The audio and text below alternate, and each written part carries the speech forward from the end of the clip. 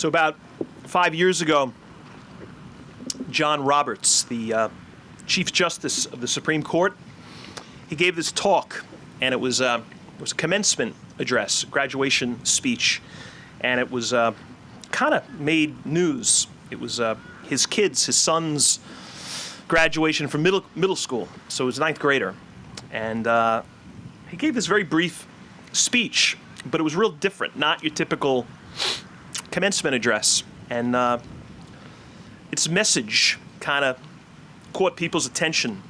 And this is what he said, or most of what he said.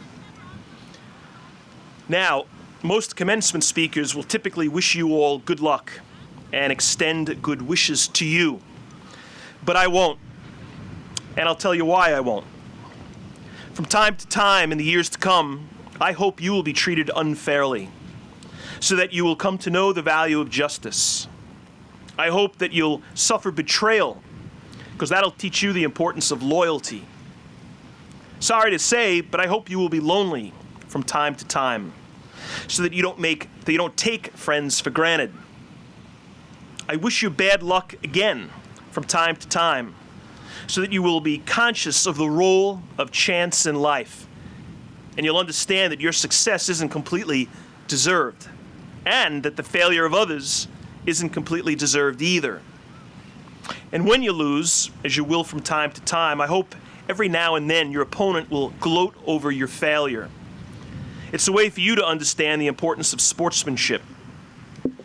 I hope you'll be ignored, so you know the importance of listening to others. And I hope you'll have just enough pain to learn compassion. Whether I wish these things or not, it doesn't really matter, because they're going to happen, because that's life. And whether you benefit from them or not will depend on your ability to see the message in the misfortune. Anyway, he goes on to talk a little bit more, a couple of other just suggestions to kind of live like a good life. But that's the bulk of it. That's like 80% of the speech. You may have heard that. I've referenced it once or twice. But that message is kind of interesting. Like struggle, hurt, disappointment. I hope you all have a little bit of that, says the Chief Justice to these kids. Like, I hope you find some struggle in life. Like, you're gonna. But his point is, like, it actually won't be such a bad thing. In the moment, yeah, it stinks. It's tough. But it's coming your way. So what do you do with it when it shows up? Are you going to let it make you be a better person, or are you going to let it crush you? Crosses.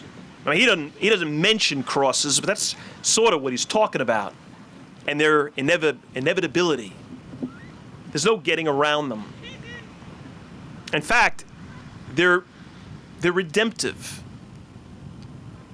Tough times can make us better.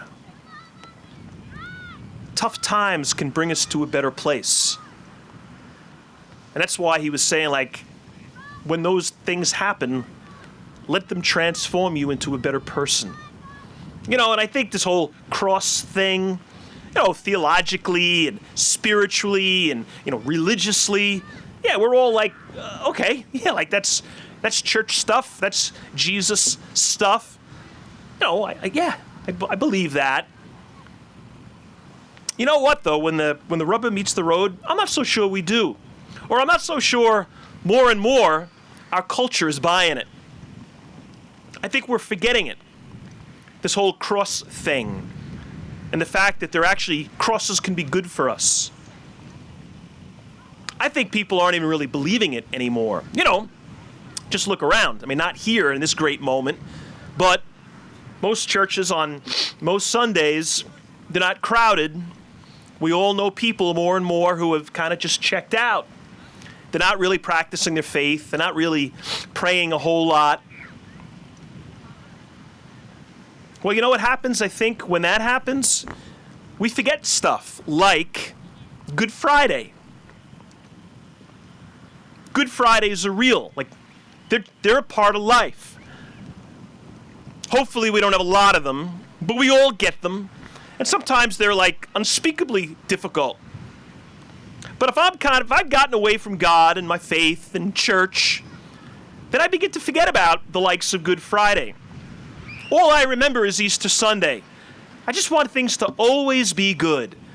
And kind of, as much as I can, we're just going to make things good all the time, no matter what.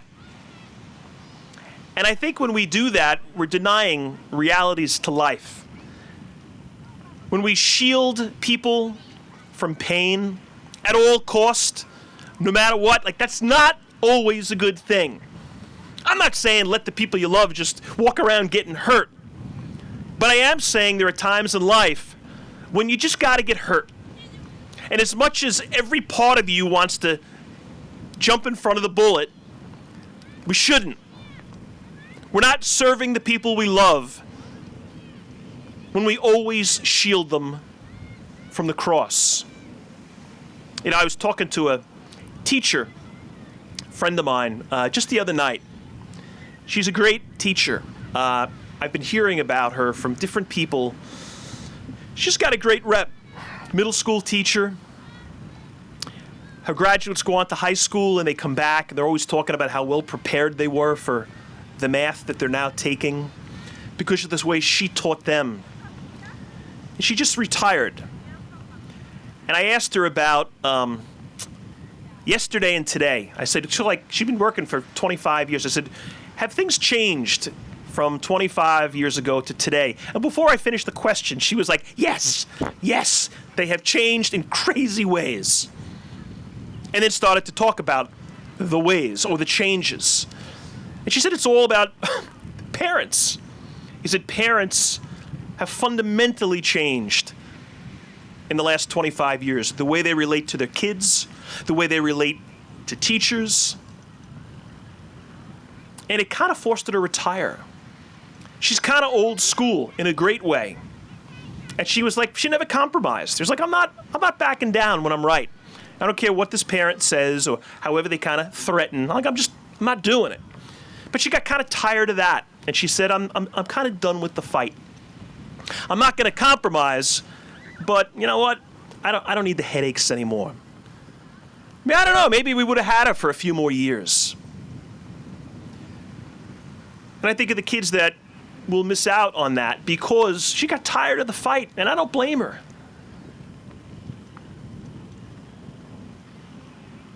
You know, there's a book I got about a year ago. I've kind of read parts of it. It was the title I thought was pretty interesting. It's a bestseller.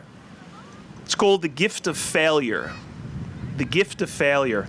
How the best parents, the subtitle, How the Best Parents Learn to Let Go so that their children can succeed. It's written by a teacher and also a mother. And the whole book talks about what my teacher friend was complaining about. And she describes it in 1,000 directions. But it's all kind of the same point. Parents just shielding their kids from difficulty no matter what, at any cost. And the damage that does. This is what she says. 13 years ago, when I was a relatively new teacher, I had to call a student's mother to inform her that her kid got caught plagiarizing for a paper. So she told the mother that the kid would be receiving a 0 for the project. This is the mother. You can't do that. She didn't do anything wrong, the mother informed me, enraged. But she did. I was able to find entire paragraphs lifted off of websites. No, I mean, she didn't do it. I did it. I wrote the paper.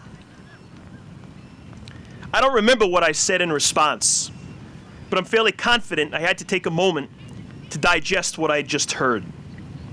In the end, my student received a 0, and I made sure she rewrote the paper herself. While I'm not sure what the mother gained from the experience, the daughter, I know, gained an understanding of consequences.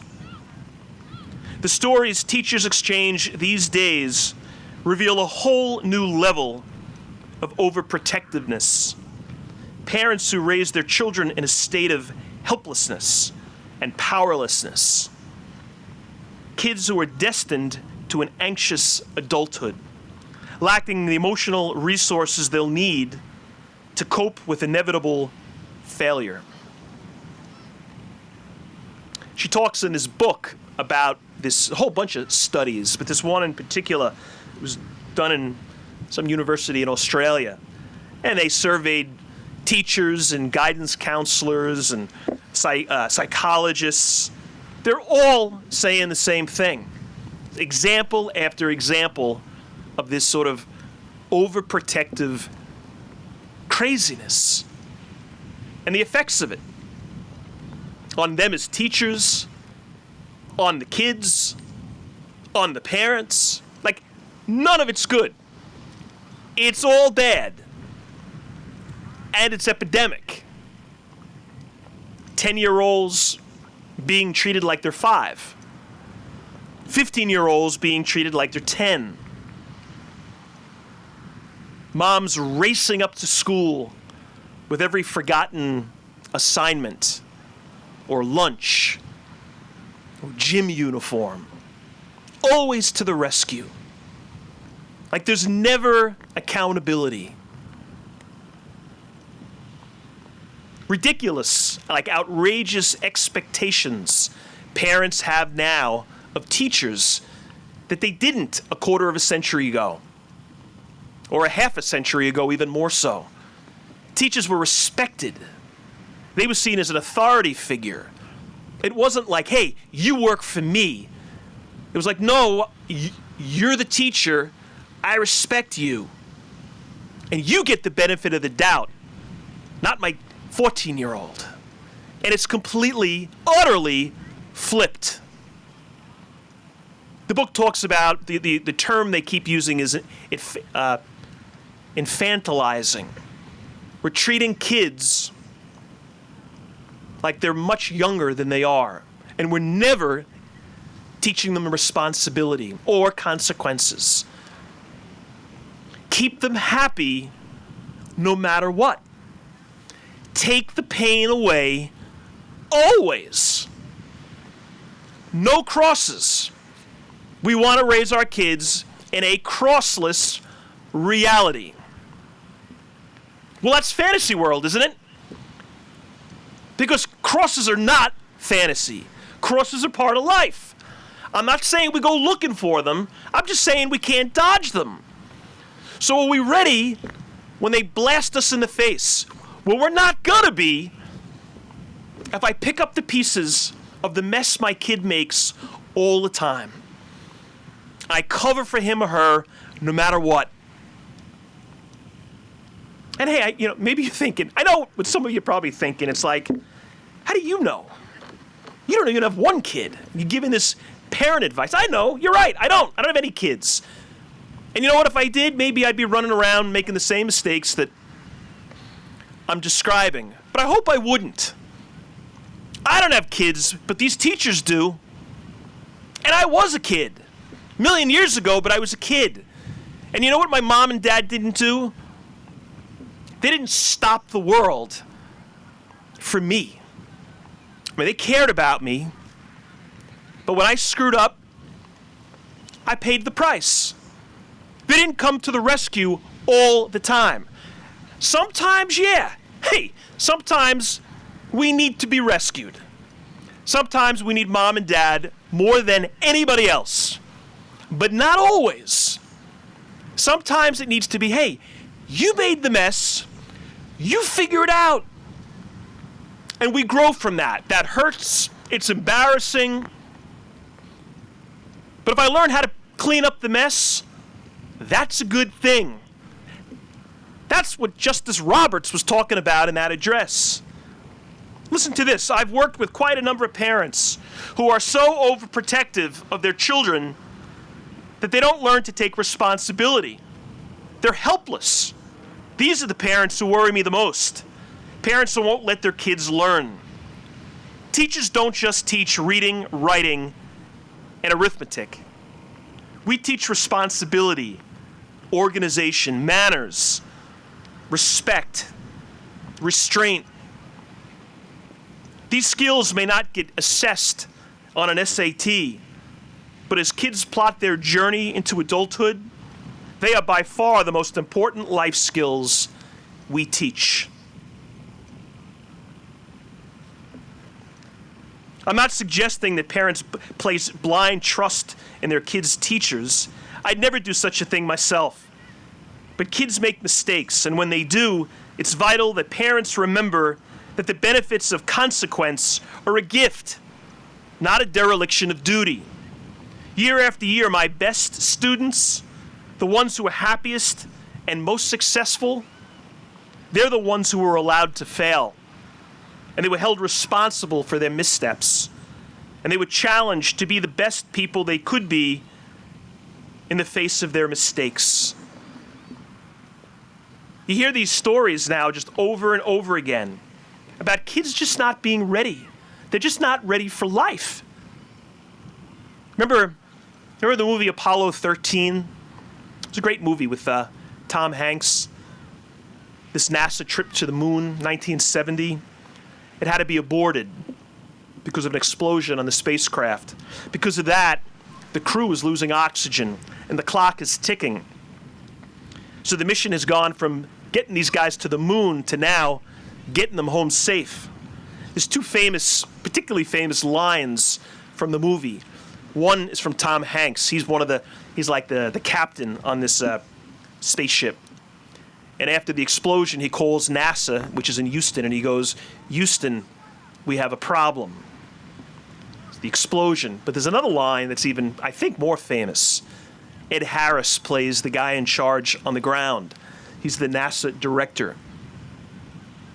And he gathers his people together, and he says to them, "We've got to find a way of getting these guys home, and we need to do it now." And he famously says, "Failure is not an option." Well, that's a great line. And I get it. There are times in life, there are absolutely times in life when failure cannot be an option. But it really is, isn't it? It's not only an option, it's a reality. An endlessly, foolishly running interference for the people we love who have failed. It's not helping. It's not helping anybody. There is so much out there. I kind of was thinking about this whole idea the other day, and I started Googling stuff, and I remembered that book, and I looked that up. The articles like go on forever. There is so much written about this from teachers and psychologists. It's because it's epidemic. It's because it's out of control.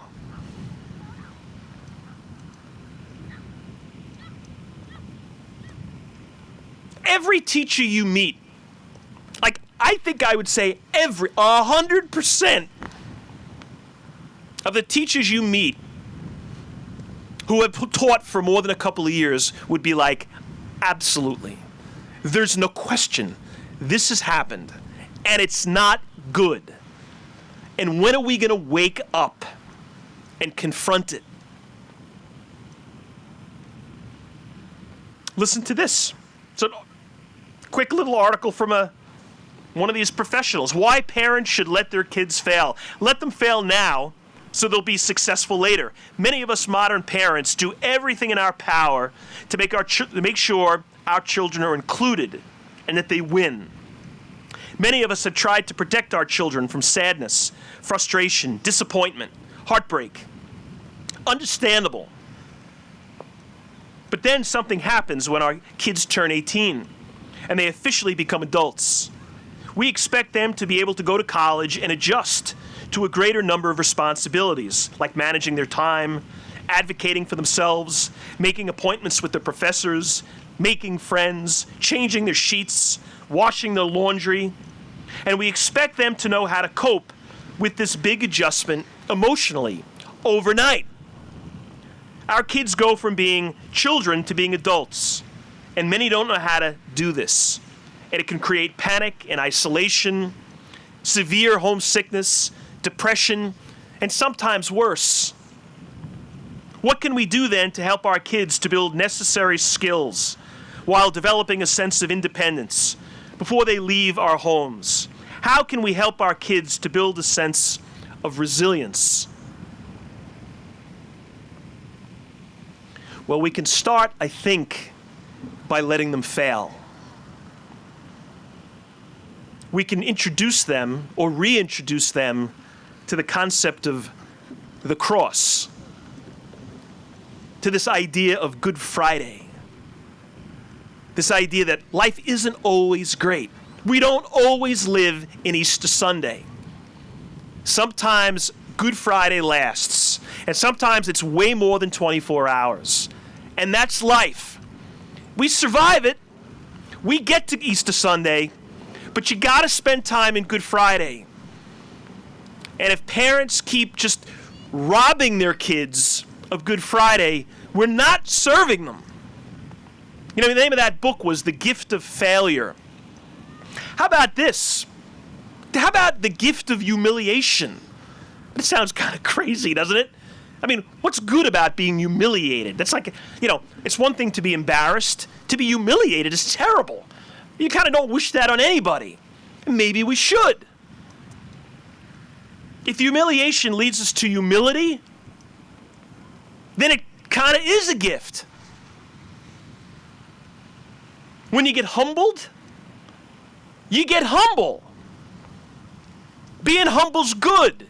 Humility is a good thing. This is what Steve Jobs said. I didn't see it then, but getting fired from Apple was the best thing that could have ever happened to me. The heaviness of being successful was replaced by the lightness of being a beginner. Again, and a lot less sure about everything. Or less sure about everything. And it freed me to enter one of the most creative periods of my life. It's Justice Roberts' point. It's that commencement address. And I think it's why it made the news. Because deep down, we all know he's right.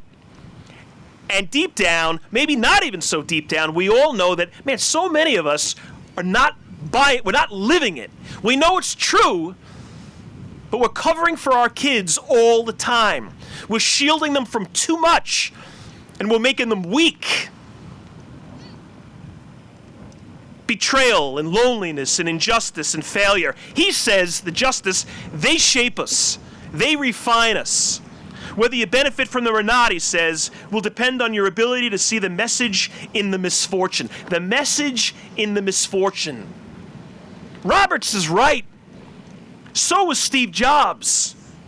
So was my teacher friend and every other teacher on the planet. You know who was also right? Jesus. We hear it in the gospel tonight. We hear it from him all the time. The one who exalts himself will be humbled, but the one who humbles himself will be exalted. He spoke that way constantly. Rewind 150 years before Jesus. The first reading, Sirach, Old Testament. Humble yourself the more, and you'll find favor from God.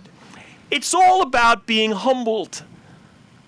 And I'm not saying we should go around trying to get people we love to fail, but when they do, face it and allow them to transcend it and become better as a result of it. I think we got this. Everybody knows this is true. How many more examples over centuries do we need to be reminded of this? So let them fail. They fail today, they win tomorrow.